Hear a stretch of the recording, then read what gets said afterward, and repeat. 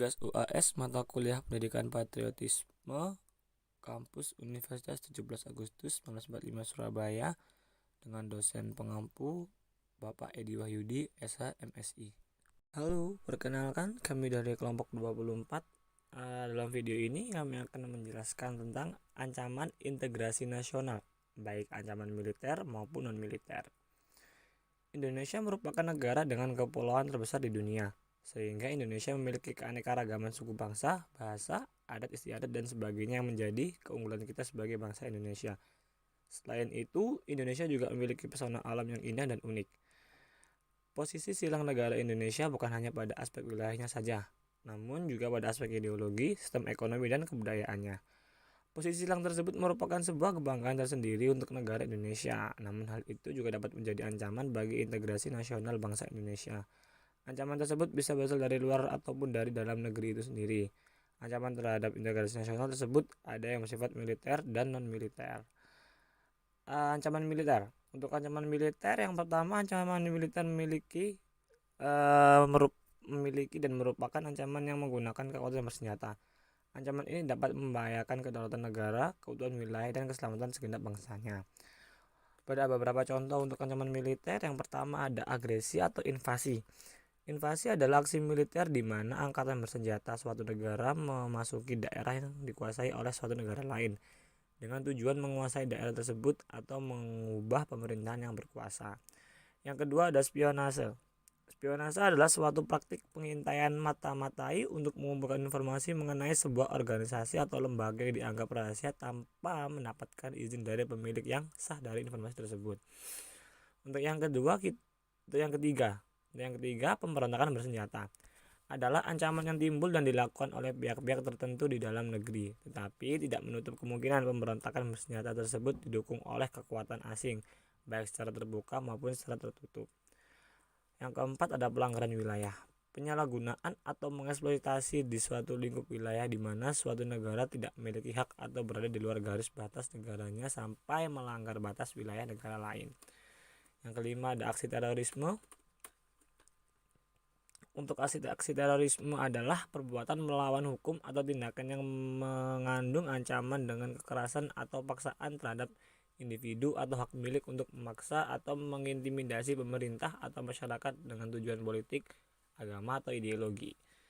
Lalu yang keenam ada sabotase, yaitu tindakan perusakan yang dilakukan secara terencana, disengaja dan tersembunyi terhadap peralatan, personel, dan aktivitas dan bidang sasaran yang ingin dihancurkan, yang berada di tengah-tengah masyarakat.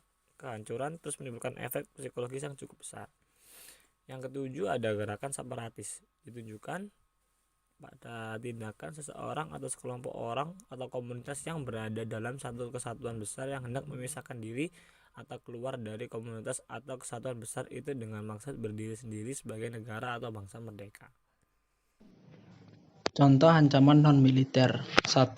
Pengaruh gaya hidup kebarat-baratan atau westernisasi, yaitu penerapan praktik dan budaya Eropa Barat oleh masyarakat dan negara di belahan dunia lain, baik melalui paksaan maupun pengaruh.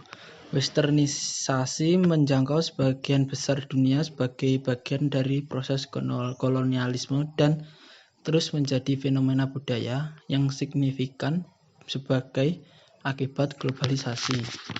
Kedua, memudarnya semangat gotong royong dengan solidaritas, munculnya rasa individual yang tinggi dan keegoisan masing-masing individu, menimbulkan terjadinya kurang kerjasama atau solidaritas gotong royong antar sesama masyarakat. Ketiga, seks bebas di kalangan remaja.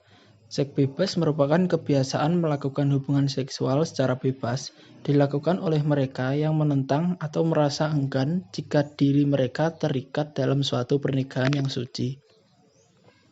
Keempat, tidak mencintai budaya sendiri. Tidak mencintai budaya sendiri berarti tidak mencintai keanekaragaman budaya, adat istiadat, bahasa, suku, dan lain-lain yang ada di dalam lingkup negara Indonesia.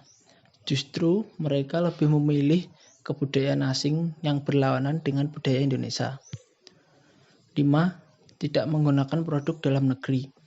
Tidak menggunakan produk dalam negeri berarti tidak menggunakan produk yang dihasilkan di negeri sendiri. Produk yang ia gunakan biasanya merupakan barang impor atau dari luar negeri. 6.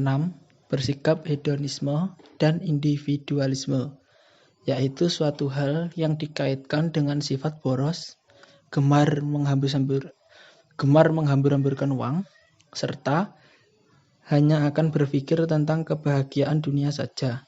Dan individualisme hanya memikirkan ego sendiri dan tidak memiliki rasa peduli terhadap lingkungan sekitar. 7. Lunturnya nilai keagamaan dalam bermasyarakat. Berarti tidak pernah mengutamakan agama dan Tuhan dalam menjalankan kehidupan sehari-hari. Lebih memilih hidup bebas dengan gaya yang berlawanan yang agama atau Tuhan ajarkan.